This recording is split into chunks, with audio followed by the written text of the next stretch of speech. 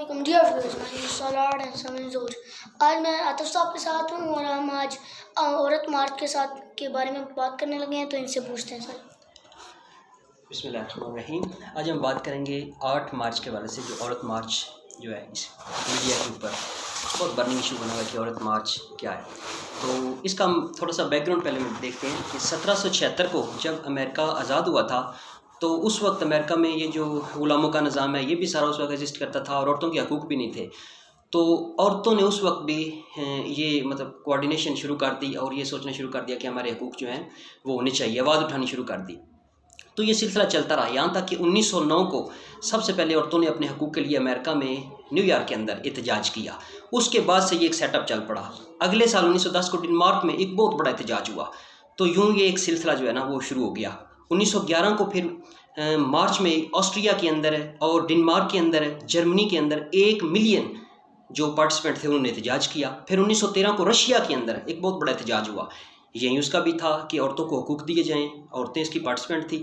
اسی طرح 1914 کو 8 مارچ کے دن جرمن میں باقاعدہ یہ دن منایا گیا۔ پھر اس وقت سے لے کے یہ ایک باقاعدہ 8 مارچ جو ہے یہ عورت ڈے کے طور پہ جو ہے نا اس کو منایا جا رہا ہے۔ پاکستان میں یہ دن سب سے پہلے 2018 کو منایا گیا، 8 مارچ 2018 کو۔ پھر اگلے سال 8 مارچ 2019 کو بھی یہ دن منایا گیا۔ پھر اس کے بعد اس بار جو ہے یہ منایا جائے گا۔ تو اس بارے میں اس دفعہ کچھ کنٹروورسی بھی تھی، جس وجہ سے لاہور ہائی کورٹ میں پٹیشن بھی دائر ہوئی، غالباً اظہر صدیق جو ایڈوکیٹ ہے اس کی جانب سے، لیکن ریجیکٹ ہوئی اور ہائی کورٹ نے کہا کہ مارچ کا حق انہیں حاصل ہے۔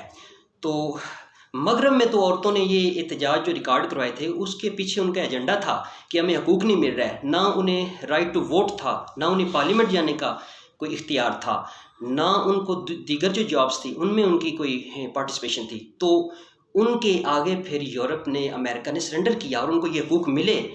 تو اگر ہم اپنی عورتوں کو دیکھیں جو یہ احتجاج آرگنائز کر رہی ہیں، اگر تو وہ پیسفل طریقے سے احتجاج کرتی ہیں اپنے حقوق کے لیے، تو نہ اسلام اس کے خلاف ہے اور نہ ہی ہمارا آئین اس کے خلاف ہے۔ ہمیں پتہ ہے کہ آئین کا آرٹیکل نمبر 16 یہ کہتا ہے کہ ہر شخص کو پیسفل طریقے سے احتجاج کرنے کا مکمل حق حاصل ہے، اس میں عورت ہوں یا مرد ہوں۔ تو ہمارا جو آئین ہے اس بات کی اجازت دیتا ہے۔ اور دوسرے نمبر پہ اگر عورت احتجاج کرتی ہے، ٹھیک ہے، وہ کہتی ہے کہ ہیرسمنٹ کے خلاف، ڈومیسٹک وائلنس کے خلاف، چائلڈ ابیوز کے خلاف، وراثت سے محرومی کے خلاف، یا جینڈر کی بنیاد پہ اس کے ساتھ اگر کوئی غیر منصفانہ سلوک ہوتا ہے تو ہر کوئی اس کے ساتھ ہے۔ اور ایون اسلام بھی ایسے احتجاج کی اجازت دیتا ہے۔ آپ کو شاید پتہ ہوگا کہ قرآن مجید میں پوری ایک صورت ہے، ایک عورت نے آ کے رسول اللہ علیہ وسلم کے سامنے اپنے شوہر کی طرف جو کے خلاف احتجاج کیا، تو قرآن مجید میں پوری ایک صورت نازل ہوگی، المجادلہ چیپٹر نمبر 58 آیت نمبر 1 میں اللہ نے فرمایا کہ اللہ نے اس عورت کی بات سن لی ہے جو آپ کے سامنے آ کے اپنے شوہر کے متعلق شکایت لگاتی ہے اور آپ سے بحث و تکرار کرتی ہے اور اللہ سے بھی شکایت کرتی ہے۔ اللہ سننے والا جاننے والا ہے۔ تو ایک عورت کے پیسفل احتجاج جو اس نے نبی کریم کے پاس آ کے اپنے شوہر کا کیا، اللہ نے پورا چیپٹر نازل کر دیا، جس سے یہ پتہ چلا کہ احتجاج جو ہے یہ پیسفل اگر کوئی کرے تو اس کو اس کی بات کو سننا چاہیے۔ اور یہ واقعہ سنن ابن ماجہ والیوم 1 حدیث نمبر 188 کے اندر بھی ہے۔ تو جائز حقوق کے لیے اگر کوئی احتجاج کرے گا تو ہر کوئی اس کے ساتھ ہوگا، لیکن اگر احتجاج کی آڑ میں کوئی عورت ہو یا مرد ہو یا کوئی بھی ہو، وہ اگر اسلام کی کسی قدر، اسلام کی ویلیو کو ٹارگٹ کرے گا تو ڈیفینیٹلی لوگ اس کے خلاف آواز اٹھائیں گے، کیونکہ اسلام ایک پیسفل ریلیجن ہے۔ یہ ملک ہمارا اسلام کے نام پر بنا ہے۔ اس اسلام کے نام پر بننے والے ملک میں اگر کوئی اسلام کی ویلیو کو ٹارگٹ کرے گا تو لوگ آواز اٹھائیں گے، اور لوگوں کو آواز اٹھانی بھی چاہیے۔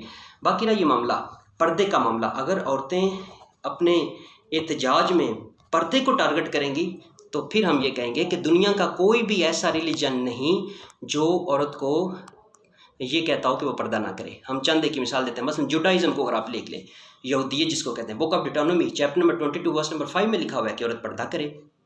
کرسچینٹی جو دنیا کا لیڈنگ ریلیجن ہے اس کو آپ دیکھ لیں، 1 تیموتھی چیپٹر نمبر 2 ورس نمبر 9 میں لکھا ہوا ہے عورت پردہ کرے۔ 1 کورنتھین چیپٹر نمبر 11 ورس نمبر 5 اور 6 میں لکھا ہوا ہے جو عورت پردہ نہیں کرتی، سر نہیں ڈانپتی، وہ اپنے سر کی بے توقیری کرتی ہے، اس کے سر کو شیوڈ کر دینا چاہیے۔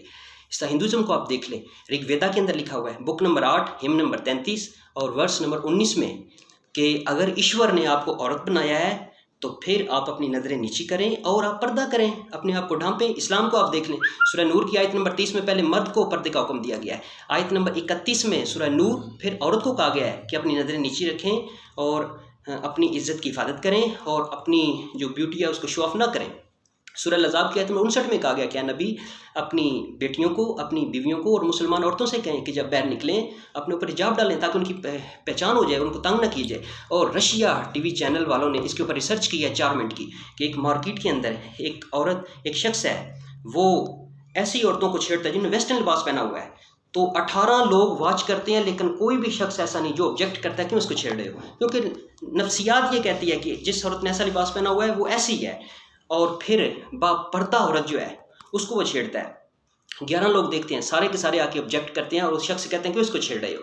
تو اسلام نے بالکل صحیح کہا کہ پردہ عورت کی حفاظت کرتا ہے، اور رسول اللہ صلی اللہ علیہ وسلم فرماتے ہیں، سنن ترمذی حدیث نمبر 1173، المرأۃ عورۃ اذا خرجت استشرفها الشیطان، عورت پردے میں رہنے والی چیز ہے، جب وہ بے پردہ ہو کے نکلے گی تو شیطان اس کو خوبصورت کر کے لوگوں کے سامنے پیش کرے گا، اور اس لیے پیش کرے گا کہ لوگ فتنہ مبتلا ہوں۔ اور آخر میں یہ بات ہم کہیں گے، اگر یہ عورتیں سمجھتی ہیں کہ اسلام میں عورتوں کے حقوق نعوذ باللہ آؤٹ ڈیٹڈ ہے، تو پھر ہم انہیں یہ کہنا چاہیں گے کہ نیو یارک ٹائم نے، UK کی ایک معتبر اخبار ہے، انہوں نے ریسرچ کیا ہے چند سال پہلے کہ 10 سالوں کے اندر 1 لاکھ جو برطانیہ کے لوگ انہوں نے اسلام قبول کیا ہے، جن میں 75% لوگ جو ہیں وہ عورتیں ہیں، اور یورپ کے اندر اور امریکہ کے اندر جو بھی لوگ اسلام قبول کر رہے ہیں ان میں 66% سے اوپر جو لوگ ہیں وہ عورتیں ہیں۔ اگر اسلام عورتوں کو حقوق نہیں دیتا تو پھر یورپ کی عورتوں، امریکہ کی عورتوں کو کیا مجبوری ہے اسلام قبول کرنے کی؟ تو اس سے یہی نتیجہ نکلتا ہے کہ اسلام عورتوں کو حقوق دیتا ہے، اسلام ایک اپڈیٹڈ ریلیجن ہے۔ تو اس لیے ہم یہی میسیج دیں گے کہ عورتوں کو بھی چاہیے کہ وہ اپنے مارچ میں اپنے جو پیسفل طریقے سے مارچ کریں، اور جو ان کے حقوق ہیں وہ ان کی بات کریں، جو وہ سمجھتے ہیں کہ سوسائٹی کے اندر ہمیں نہیں مل رہا ہے، اسلام دیتا ہے، سوسائٹی اگر نہیں دے رہی تو وہ صحیح طریقے سے اپنی آواز اٹھائیں گے، تو انشاءاللہ ان کے مارچ کی کوئی تضحیک نہیں کرے گا اور ان کو سپورٹ کرے گا، اور ہر کوئی ان کے مارچ کی بات بنے گا۔ وما علینا الا البلاغ المبین۔